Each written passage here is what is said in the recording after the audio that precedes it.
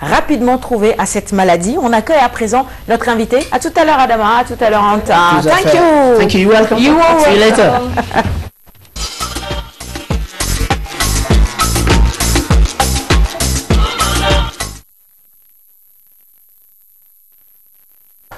Ce matin, nous recevons sur ce plateau Monsieur Mam Ousmane Diène. C'est le chargé de communication du réseau national pour le développement de la petite enfance. Jeanne n'est pas avec nous ce matin, mais nous allons parler petite enfance avec justement notre invité. Bonjour et bienvenue sur le plateau de Kinkeliba. Bonjour également Koumba, ça va?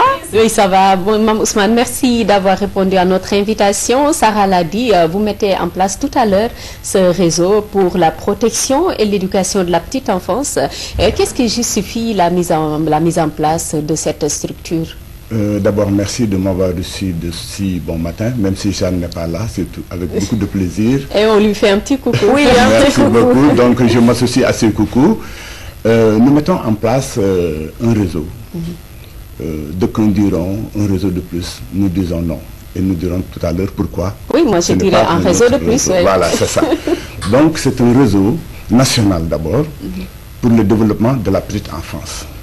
Pourquoi? Parce qu'il y a beaucoup d'interventions. Il y a également beaucoup de documents stratégiques de l'État. Mais il faut l'avouer, l'efficacité laisse à désirer. Et nous voulons justement apporter notre contribution pour que les actions soient beaucoup plus efficaces. Et pour cela, il faut tout un processus. Il y a beaucoup d'actions, il y a beaucoup de documents, mais il n'y a pas de résultats. Vous pensez, vous, pouvoir apporter des solutions par rapport à cette problématique? Absolument, nous le pensons. D'abord, je crois qu'il y a des résultats, mais les résultats ne sont pas à la hauteur des ambitions. Oui. C'est donc cela qui pose problème. Et nous comptons apporter des résultats. Et voilà pourquoi nous nous sommes associés. Pourquoi? Parce qu'il y a différentes actions. Et si toutes ces actions-là deviennent efficaces, il est clair qu'il y aura une certaine amélioration. Vous allez alors fédérer les actions? Oui, nous allons les fédérer, nous allons les harmoniser, nous allons les coordonner. Parce que nous avons constaté qu'il y a beaucoup de redondance. Et tout le monde se croit innovant dans son petit coin, alors que ce qu'il est en train de faire est expérimenté ailleurs. Et ça, c'est une perte de temps, c'est une perte d'énergie, mais c'est surtout une perte d'efficacité. Et c'est cela que nous voulons éviter. Oui, la problématique de la petite enfance, elle est réelle en Afrique. Hein, on n'a pas besoin de le démontrer, on peut le constater au quotidien. Alors, quelles sont les missions de manière beaucoup plus précise, des objectifs que vous assignez à ce réseau, que vous allez mettre en place? Votre assemblée générale, ce sera aujourd'hui et demain. Comment, de manière concrète, vous allez agir sur le terrain? Voilà, de manière concrète, comment nous allons agir sur le terrain? Il faut d'abord dire que nous sommes tous des acteurs de terrain. Parce que, en fait, nous sommes venus de différents horizons. Il y a d'abord les acteurs étatiques qui ont toujours travaillé, qui sont à nos côtés. Il y a également les acteurs non étatiques. Il y a les partenaires techniques et financiers. Il y a les organisations des Nations Unies. Et bien, tout ce bon monde-là voudrait, justement, à l'occasion de notre Assemblée générale constitutive, se mettre ensemble pour pouvoir mutualiser ce que nous sommes en train de faire.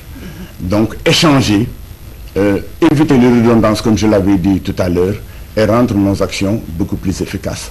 Parce que chacun d'entre nous est en train d'intervenir dans son petit coin. Si je prends l'exemple d'une association, une association est en train de développer un modèle communautaire dans un ou plusieurs villages du Sénégal. Mais ces expériences-là ne sont pas toujours bien connues et ne sont même pas toujours soutenues. Et voilà pourquoi nous voulons tous nous mettre ensemble pour pouvoir fédérer cela. Mais il y a également d'autres choses. Parce que qui parle d'action, parle également de recherche.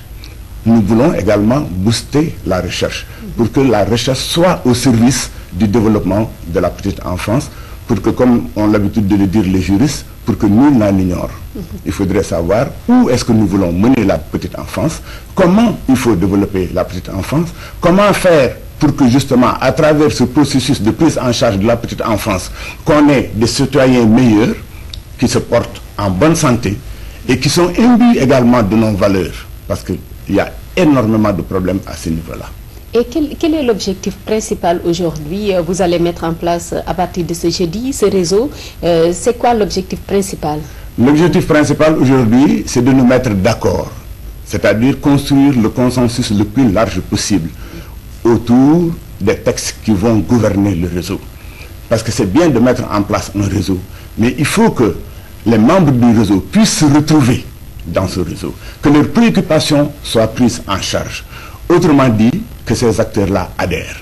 Donc nous allons faire en sorte aujourd'hui que les principaux acteurs adhèrent aux différents textes que nous avons élaborés et qui nous ont pris un temps extrêmement important parce que le processus a commencé en décembre 2013. Un an presque. Bon, un an presque, oui. Quand vous dites petite enfance, vous ciblez quels enfants? Il y a les enfants démunis, il y a les enfants défavorisés, les enfants de la rue. Oui, nous ciblons l'ensemble des enfants dans une démarche inclusive qui ne laisse personne en rade. Et même lorsque nous parlons de la petite enfance, nous parlons forcément des mamans. Parce que lorsque nous parlons des enfants de 0, souvent on nous dit 0 mois. Qu'est-ce que cela veut dire? Mais nous disons l'enfant qui justement a commencé à vivre dans le ventre de sa maman. Et là vous impliquez la famille, la maman. Alors quand on parle de la petite enfance, hein, on pense tout de suite à une problématique, un fléau, je ne sais pas comment l'appeler, la mendicité. C'est visible hein, dans les rues de Dakar, dans les rues du Sénégal. Il y a tout le temps des enfants qui sont exploités, ils sont victimes de violences hein, avec la mendicité. Qu'est-ce que vous comptez faire pour arrêter cela? Absolument. Pour la mendicité, il faut dire que ce n'est pas nouveau.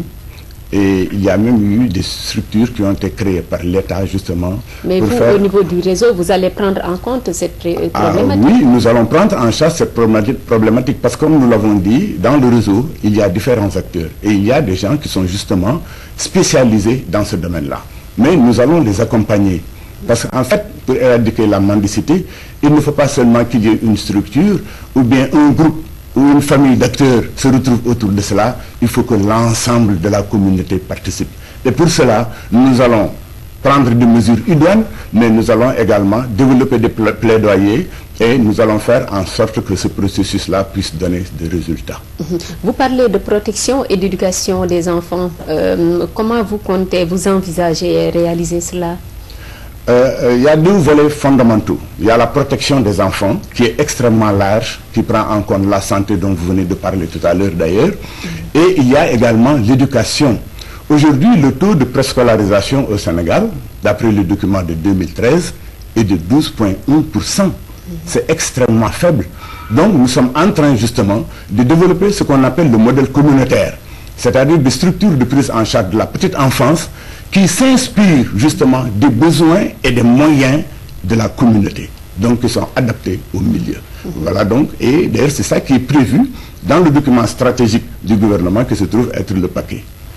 Vous avez parlé tout à l'heure des familles également, de la mère qui doivent évidemment être impliquées. Qu'attendez-vous de manière générale hein, dans ce réseau de ces familles de la société? Qu'est-ce que vous attendez de ces familles? Nous attendons que chaque membre de famille joue son rôle. Parce que nous avons différents rôles. Par exemple, la maman, la future maman, elle a besoin de savoir qu'elle a en son sein un enfant. Et cet enfant-là a des besoins. Et la satisfaction de ses besoins passe par cette maman-là. Si elle n'est pas consciente de ce rôle-là, elle ne peut pas le jouer. Donc nous allons faire en sorte que cela soit joué. Mais le père, parce qu'à côté de chaque maman, il y a un père. Souvent nous avons tendance à les séparer. Il ne le faut pas. Bien au contraire, la synergie doit commencer au sein même de la famille.